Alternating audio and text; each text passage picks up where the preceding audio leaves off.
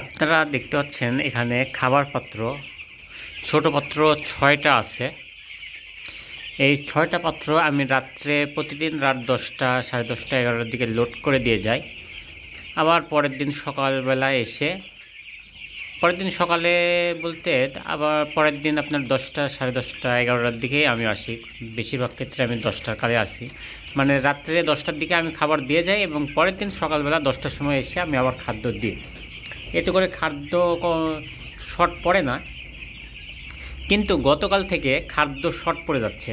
তার মানে খাদ্য যখন শর্ট পড়ে যাবে, খাবার পাত্র অবশ্যই বাড়াই দিতে হবে, ঠিক আছে?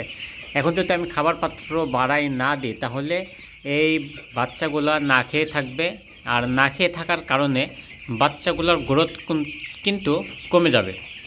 যার কারণে এখন আমি এই 6টা পাত্রের সাথে আমি আর ছোট পাত্র বাড়াবো না। এই ছোট পাত্রের সাথে বড় পাত্র 3টা অ্যাড করে দেবো, মানে ছোট পাত্র থাকবে 6 পিস, আর এখন এর সাথে অ্যাড করে দেবো আরও 3টা বড় পাত্র 9 পিস, যাতে করে আমি কাল সকালবেলা 10টার পরেও যদি আসি, 11টা 12টার দিকেও যদি আসি, তারপরও খাবার শর্ট থাকবে না। এই কারণে আজকে আমি আরও 3টা পাত্র বাড়িয়ে দেবো। প্রথমত মনে করছিলাম যে 3টা ছোটো পাত্র রাখবো আর 3টা বড় পাত্র রাখবো।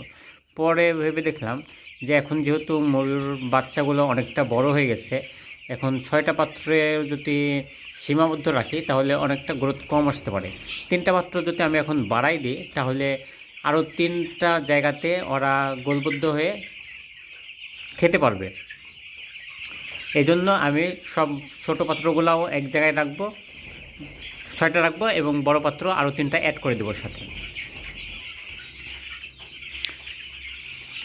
আমাদের ছোট 6টা পাত্রর পরে আমরা 3টা বড় পাত্র অ্যাড করে দিলাম।